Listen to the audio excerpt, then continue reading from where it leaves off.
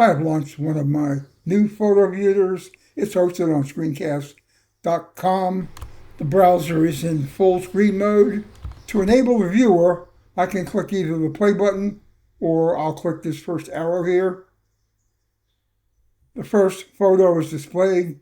To see other photos, I can just click through them like this. Forward, backwards. I can scrub along the timeline here and see a photo. If I like it, I can click and go there. Alternatively, I can open the table of contents and seek that way.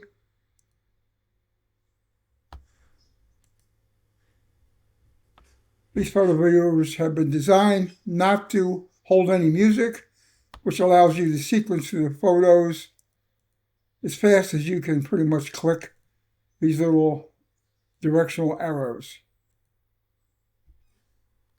You can also use the search feature in the table of contents, and we'll look for, let's say, photo 100, and we'll just jump there. Again, the real focus here is very rapid reviewing of photos. And if you want to preview the photos using really big thumbnails, you can just scrub along the timeline holding the mouse down, and photos will pop up as you go along. Another thing I'll point out is that the file size of a photo viewer is substantially smaller than the file sizes of the individual photos that you would have hosted up on a website or on Screencast.com.